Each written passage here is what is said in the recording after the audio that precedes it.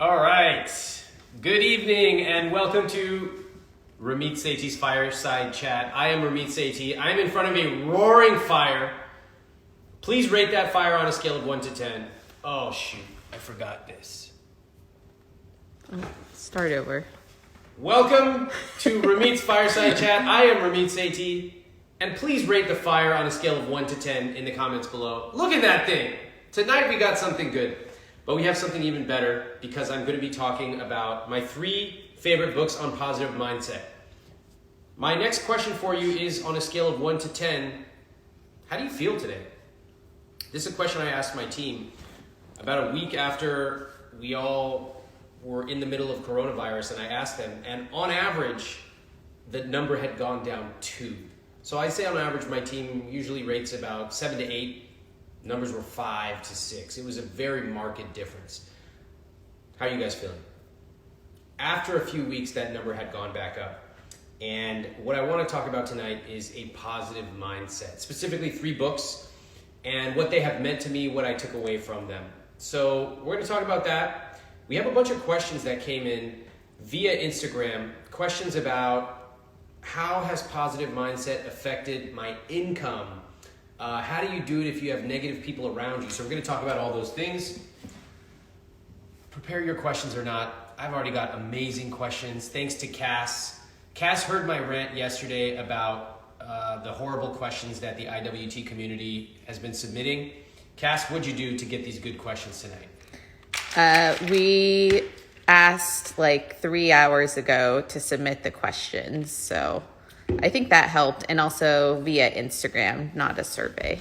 Very proud, Cass, and also thankful that we have good questions. Yeah, we got some good questions. All right, so my first book that I would like to recommend that was awesome is a book called Playing Big by Tara Moore. None of these authors know that I'm about to plug their book, but I really love these books.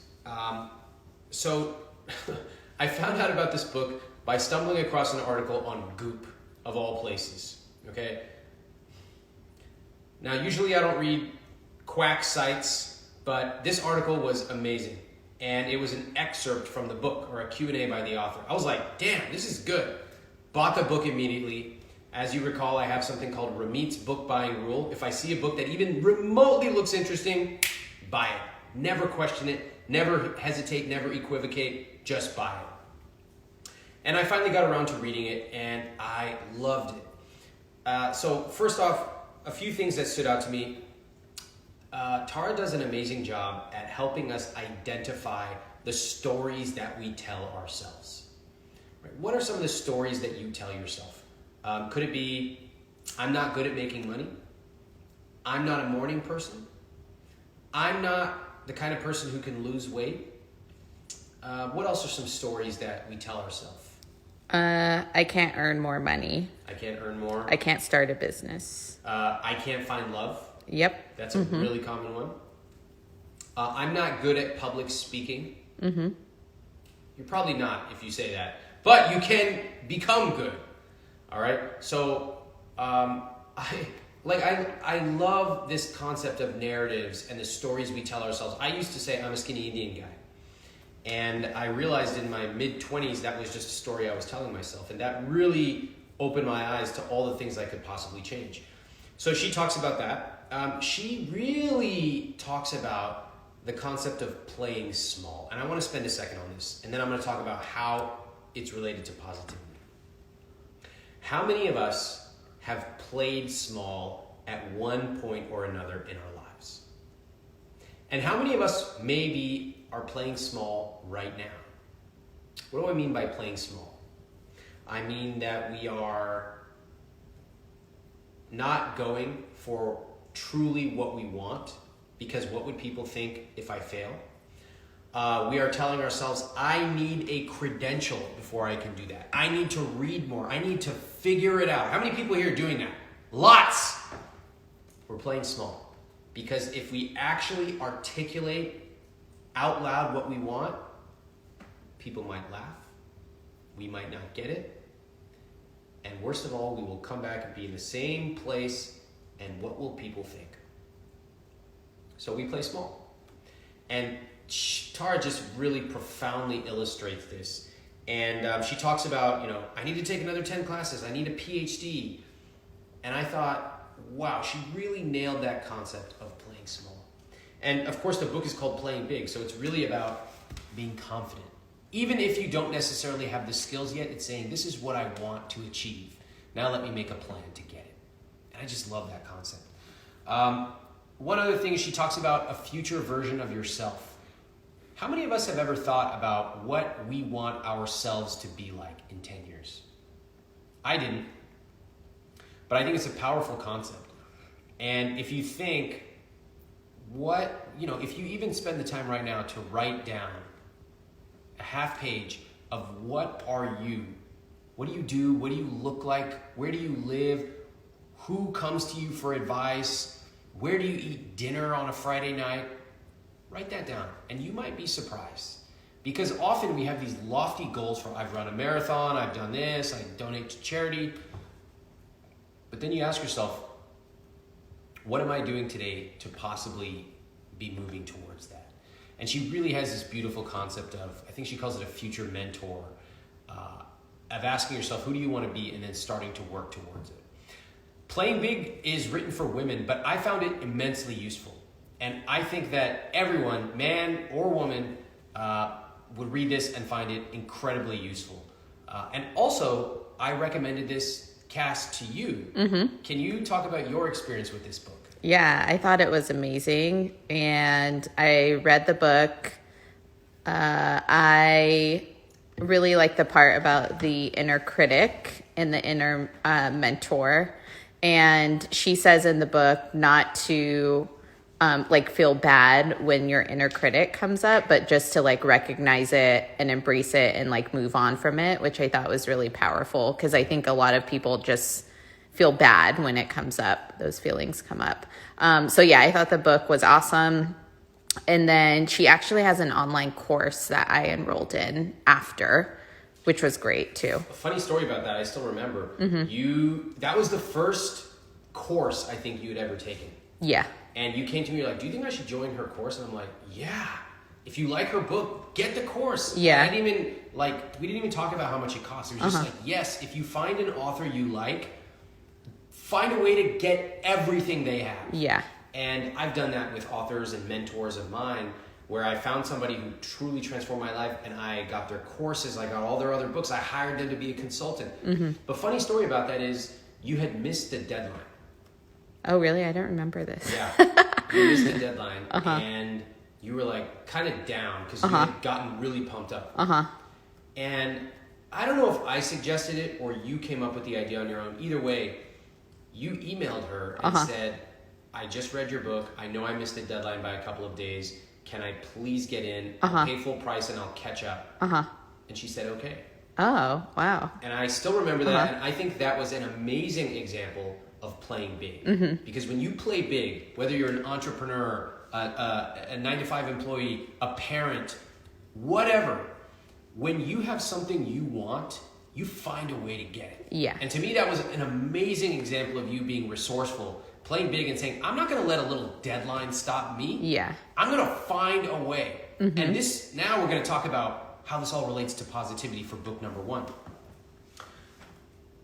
When I think about people who email me and they say, I can't afford your programs, what can I do? I'm like, find a way.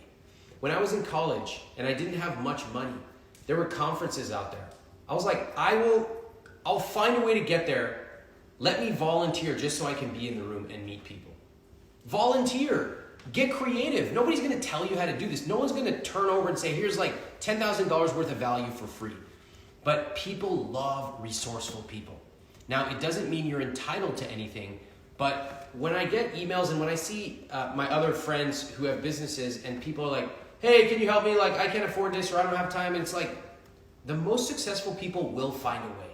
And books like this will show you the mindsets, but most people are looking for tactics. Ramit, tell me the script to use to get in late.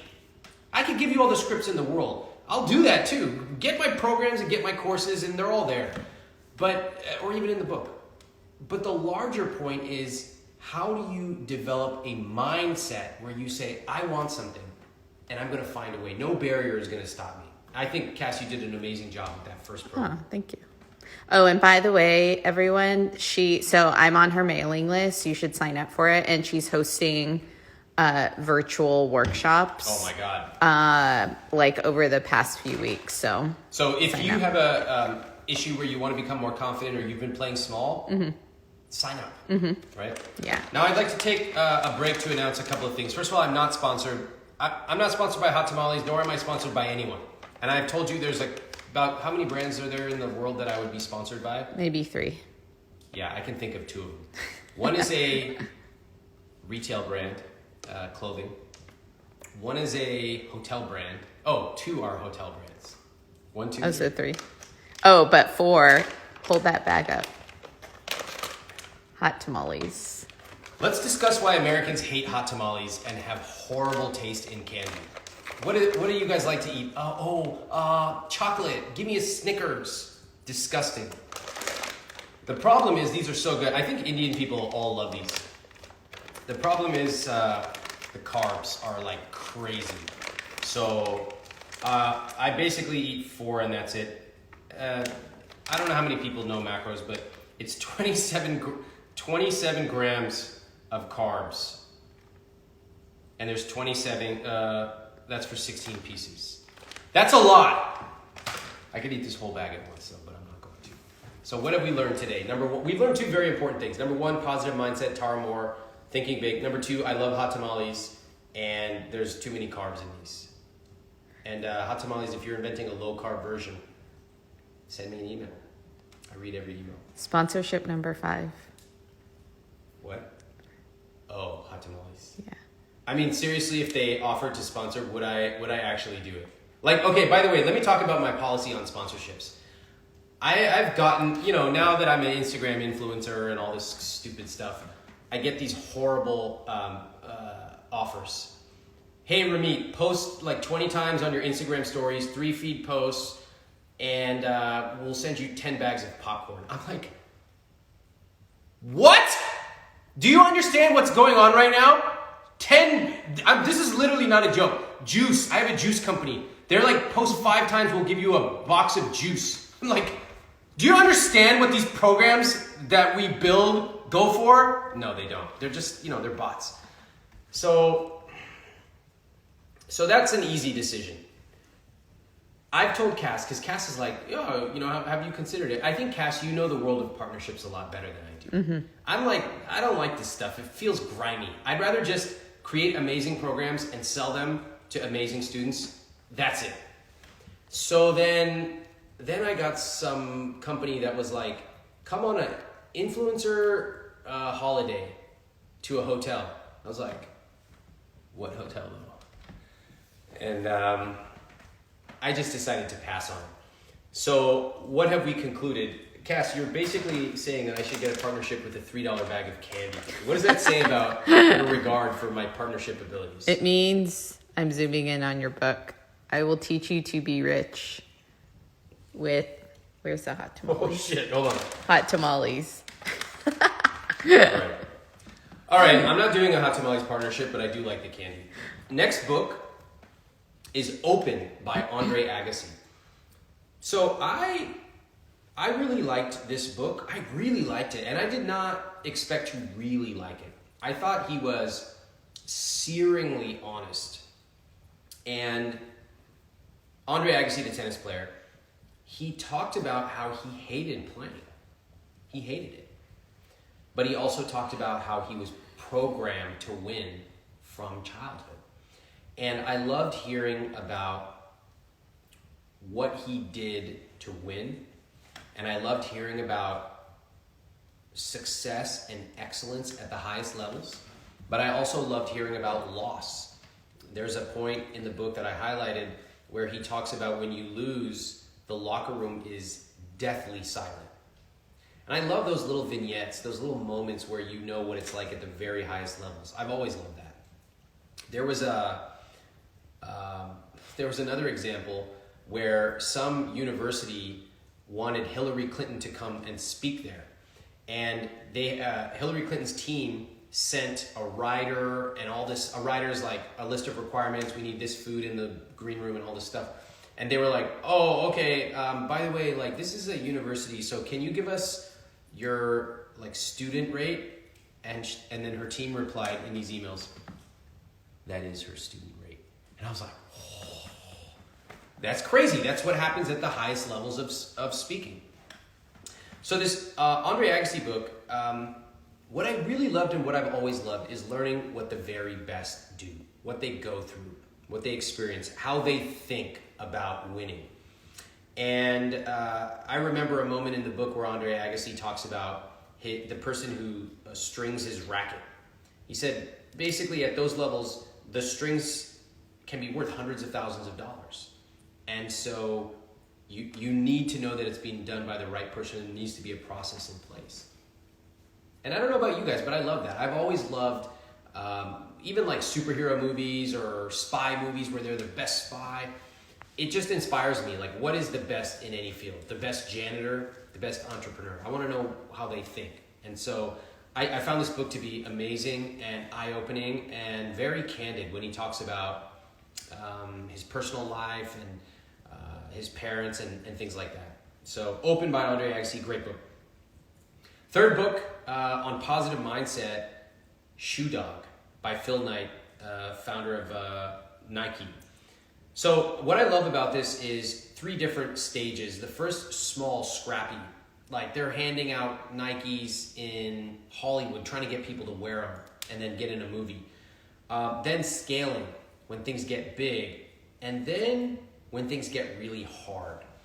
And this book, and actually the book by the founder of Starbucks, it's just a recurring series of them getting the shit kicked out of them. Just over and over and over again. No matter what they do, something bad happens. Then worse and worse and worse. And they just keep coming back. And I really love that. It's almost maniacal. But I love that.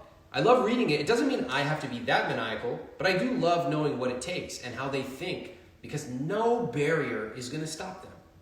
And if you read this and suddenly being late for a webinar or not being able to figure out how to go to a conference, that is such a trivial problem. It's like, I'll figure that in 10 seconds. You know, this guy had his company almost stolen from him.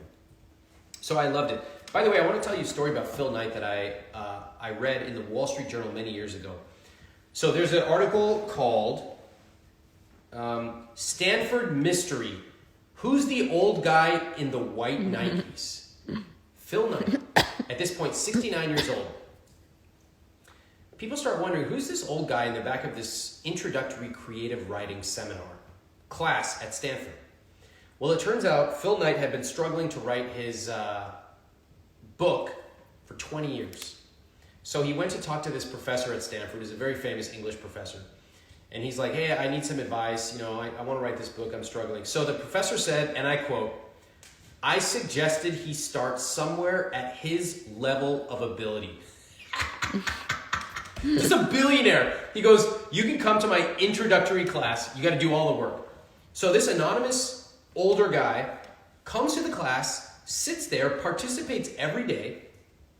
He's a bit like, he doesn't really talk too much, but he starts taking his classmates out for drinks in Palo Alto bars after class, and he pays, and then which he doesn't tell his classmates, he gets in his jet and flies back to Oregon.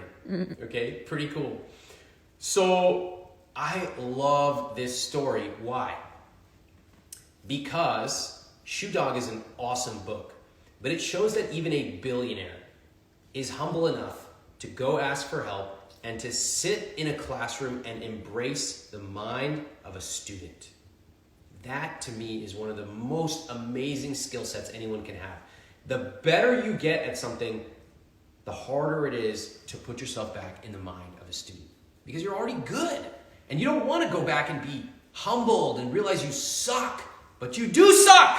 I'm telling you right now, you suck. At whatever new thing you're going to try, you're horrible. Ramit Sethi says, you suck. But if you have the mind of a child and the mind of a student, you can become good. So what could be more striking than a billionaire humbling himself enough to become just another student? I just loved it. I was inspired.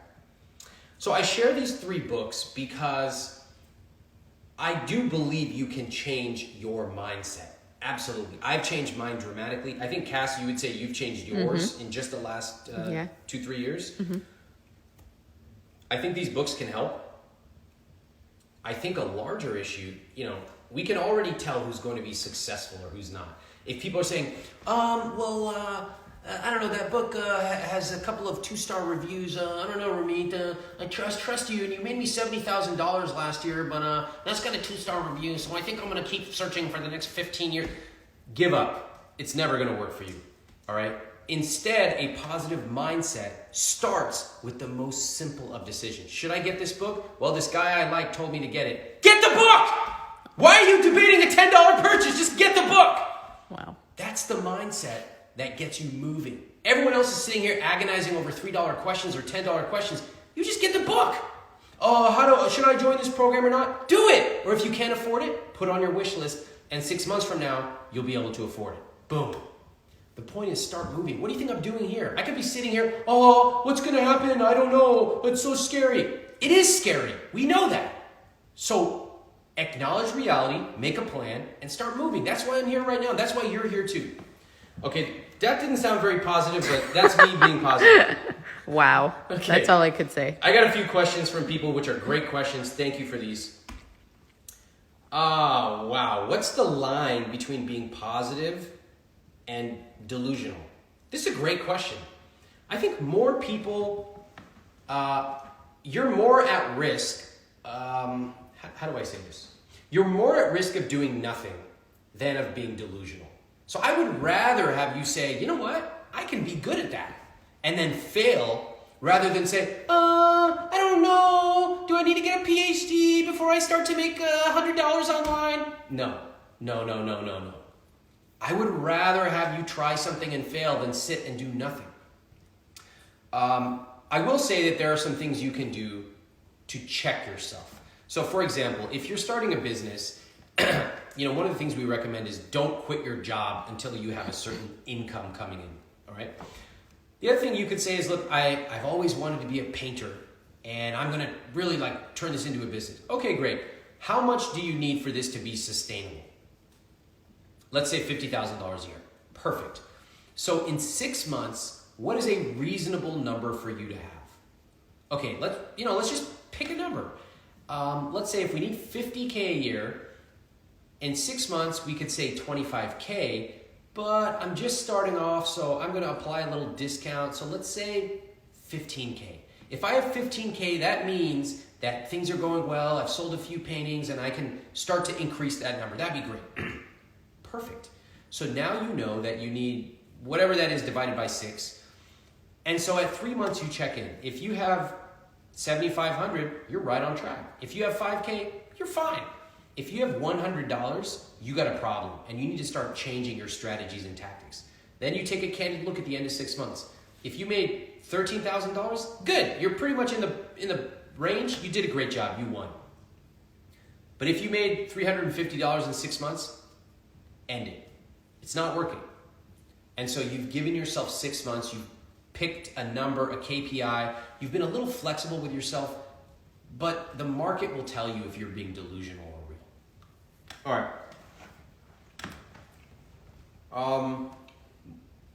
How do you retain the information you read in books? So I do a couple of things. I have different levels of books that I read. Some of them are just fun books. I don't take any notes. I just read them because they're entertaining. Fiction, although I read 2 fiction books a year, but just interesting, cool ones, whatever. The next ones are ones that I think could be interesting, and I highlight certain things in them that I find interesting. I rarely go back and read them. They're just there. If I ever get the urge, I can. The third level are ones where I'm like, wow, there's really valuable information here. So when I highlight them, I'll then take all the highlights, put them into a Google Doc, and I'll comment them to people on my team, or I'll send the doc to my friends, things like that. I want action items to come out of that book. That's a very high level book. And the highest level would be a book that I read every single year. And that would be a book like Breakthrough Advertising for Copy, which is so dense and rich that I discover new things in it all the time. Some of Jay Abraham's books, etc. Those books, I love to read them over and over, and every time I discover something new. So that's how I do it. There's lots of other ways. You can keep a list of your biggest insights. You can create flashcards. But sometimes I'm just like pretty loose about it. Like I'm just going to read a lot and absorb it and trust that when the time is right, I will connect what I read to what I see in front of me. Oh, and this is a question that I think could be helpful for me and the audience. So what do you do if you don't like a book? Do you feel the pressure to finish it? No. I'm glad you brought that up. Why do you bring that up, by the way? Because I went through this, and I'm sure other people have gone through this. So I've been reading since I was, I don't know, what age do kids learn to read? I don't know. Like 5. All right. Maybe? Anyway, so my mom would take us on Saturdays to the library, and I would check out 25 books. And what do you do in summer? Nothing. You read, well, we did. We read books. So I'd come back the next week, and I'd get my stars. There was some Pizza Hut Scholastic Challenge, and they wouldn't believe me. Oh, you read 25 books? Let me ask you a question. I was like, ask me anything. Little did I know that 25 or 30 years later, I would be doing Ask Me Anythings Wow. on Instagram. So That's wow, right. the world is really cosmically delivered. Anyway, I've been reading for a long time. So if you've been doing anything for a long time, you build the skill, right? You're playing violin, you weightlifting, whatever. One thing that I know is that if a book is not good, if it's not connecting with me, I will I'll look at the table of contents, I'll skip around, and if I'm not finding value, I'll give it 25 to 50 pages and then I'm out of there. And for me, that's relatively fast. If I were a slower reader, it might be 20 pages. Why? Why do I do it because I'm abundant. I'm abundant enough to know that I have an unlimited, endless supply of books. I also know that sometimes there are great books. I'm just not in the mood. I'm just not. I'm not feeling reading this dense technical text.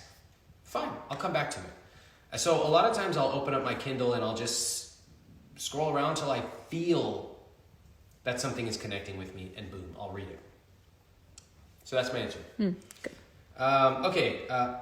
What effect has positive thinking had on your income? A huge amount. I can think of a specific example. Our company was going through some tough times a few years ago, and had I not built the resilience through lots of little tests, being positive, going to conferences when they said no, all this little stuff, it would have been devastating. Okay, we went through layoffs, we went through revenue reduction, and to know that that my future is bigger than my past, to know that other people have gone through worse, to know that there were people around me who could give me guidance, that was immensely helpful. And remember, this was at the time that it was so tough on myself. I was actually having trouble sleeping. I went to go see a doctor about it. And it was purely due to the stress that I was under. So I did have to learn how to manage that. But I would also say that psychologically, having that resilience and this just bench strength that I had been cultivating for a long time and an amazing team really helped. I've got, let's see, what questions do we have tonight, Cass? Oh, so I just realized the questions from earlier pop up in this question box. Yeah. Oh, okay. I didn't know that. Keep going with your questions. Okay.